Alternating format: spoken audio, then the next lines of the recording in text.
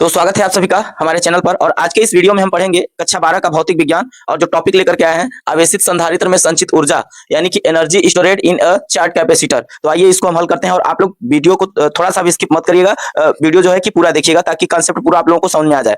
तो चलिए, ये आप लोगों को पता है कि ये क्या है, संधारित्र का हम ये सेटअप बनाए हुए हैं। और संधारित्र में कुछ इस तरीके से डिजाइन किया हुआ रहता है ना, इस तरीके से डायग्राम बनाते हैं ना। सबको पता है कि इसमें दो प्लेटें होती हैं और इन दोनों प्लेटों को जो है कि किसी बैटरी से जोड़ा जाता है। तो होता क्या है कि दोनों प्लेटों में आवेश संचित होता है, एक पर प्लस चार्ज आता है और एक पर क्या आता है, माइनस चार्ज आता है। और इन दोनों प्लेटों का क्षेत्रफल क्या होता है, ए होता है, इनके बीच की दूरी डी होती है। ये सब आप लोगों को पता है। अच्छा चलिए आगे, अब हम सूत्र डिराइव कर रहे हैं। देखिए, प्लेटों के बीच अगर हम बात कर रहे हैं कि ये जो वैद्युत क्षेत्र है, प्लेटों के बीच वैद्युत क्षेत्र कितना होगा, तो आप लोग ये वाला फार्मूला जानते हैं कि वैद्युत क्षेत्र कितना हो जाएगा, ई बराबर बी अपान डी। सबको पता है, ये आपका हो जाएगा समीकरण नंबर 1। अब इधर हम आते हैं, अब देखते हैं कि वैद्युत ऊर्जा घनत्व कितना होगा इकाई आयतन में, यानी वैद्युत क्षेत्र के इकाई आयतन में वैद्युत ऊर्जा घनत्व कितना होगा। ठीक है ना भाई, टोटल आयतन निकालेंगे तो क्या मतलब, ये प्लेटों का क्षेत्रफल है और ये आपका क्या है, डिस्टेंस है। अगर ये क्या है, डिस्टेंस है, प्लेटों के बीच का ये डिस्टेंस है। अगर टोटल आयतन निकालेंगे तो आपका एरिया आएगा। लेकिन हम क्या कर रहे हैं कि इकाई आयतन में हम वैद्युत ऊर्जा निकाल रहे हैं, जिसको वैद्युत ऊर्जा घनत्व कहते हैं। तो चलिए, वैद्युत क्षेत्र के प्रति इकाई आयतन में वैद्युत ऊर्जा घनत्व कितना हो जाएगा, यूई बराबर हाफ एप्सिलॉन नॉट, और क्या हो जाएगा, ई स्क्वायर। ये भी आप लोगों को पता है, ये आप लोग जानते होंगे। किसी कोई दिक्कत नहीं होना चाहिए। ये क्या निकाले हम, इकाई आयतन में ऊर्जा निकाले हैं, इकाई वैद्युत क्षेत्र के इकाई आयतन में ऊर्जा निकाले हैं, जिसको हम क्या बोलते हैं, जिसको हम बोलते हैं वैद्युत ऊर्जा घनत्व बोल देते हैं। चलिए अब देखिए, हमें क्या करना है कि इकाई आयतन में ऊर्जा नहीं, हमें पूरे आयतन में, संधारित्र के पूरे आयतन में हमको क्या निकालना है, ऊर्जा निकालना है, तभी तो हम टोटल एनर्जी निकालेंगे।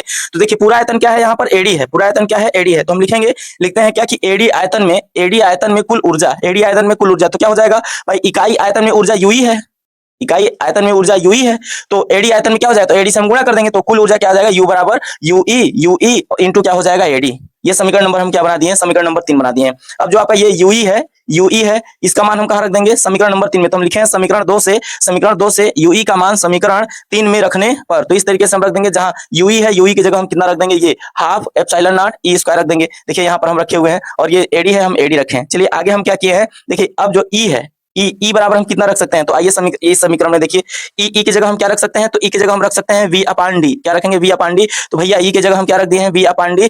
ठीक है, और ये स्क्वायर है तो स्क्वायर हो जाएगा। अब इसको हल करेंगे तो क्या आ जाएगा, वी स्क्वायर हो जाएगा, और ये डी स्क्वायर हो जाएगा। तो यहाँ पर हम लिखे हैं वी स्क्वायर अपान क्या है, वी स्क्वायर अपान क्या है, वी स्क्वायर अपान क्या है, डी स्क्वायर। अब यहाँ पर जो है कि एक डी यहाँ पर है, तो एक डी से एक डी कट जाएगा, एक डी बचेगा। अब थोड़ा सा देखिएगा, यहाँ व्यवस्था क्या करना है कि एप्सिलॉन नॉट को, ये 1/2 है ही, यहाँ एप्सिलॉन नॉट को और ए को और डी को, फिर से एप्सिलॉन नॉट को, ए को और डी को एक साथ हम लिख देंगे यहाँ पर। तो इस तरीके से हमने लिख दिया है। और उसके बाद बचेगा क्या, वी स्क्वायर। क्या बचेगा, वी स्क्वायर।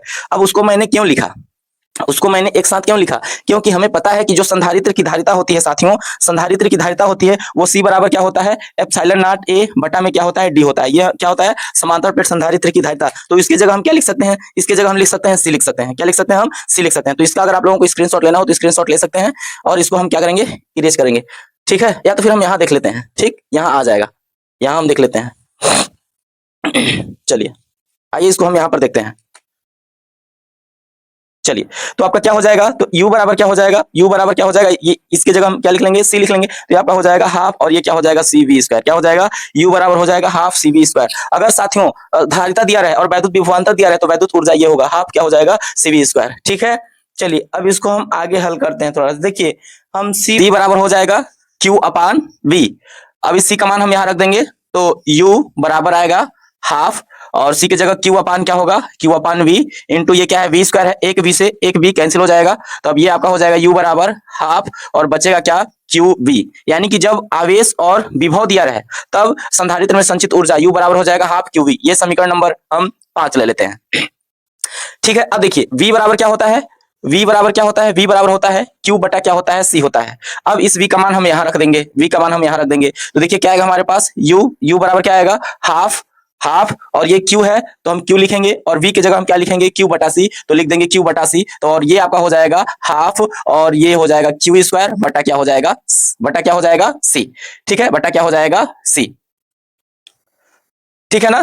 तो ये अब अगर आवेश दिया रहे और धारिता दिया रहे, तो तब ये वाला हम सूत्र हल करते हैं। ये समीकरण नंबर क्या है, ये समीकरण नंबर क्या है, 6। समीकरण नंबर क्या है, यह 6। अब देखिए सबको एक बार मिला देते हैं। ठीक है, तो अगर हम मिलाए समीकरण 4, 5 तथा 6 से हम लिख सकते हैं u बराबर क्या हो जाएगा, हाफ सी वी स्क्वायर और U बराबर क्या हो जाएगा, हाफ क्यू वी हो जाएगा, हाफ क्यू वी हो जाएगा, और बराबर क्या हो जाएगा, हाफ क्यू स्क्वायर बटा क्या हो जाएगा, सी। तो ये है संधारित्र की संचित ऊर्जा का सूत्र। अगर आप लोगों को वीडियो अच्छा लगे तो चैनल को सब्सक्राइब, लाइक और शेयर करें। धन्यवाद।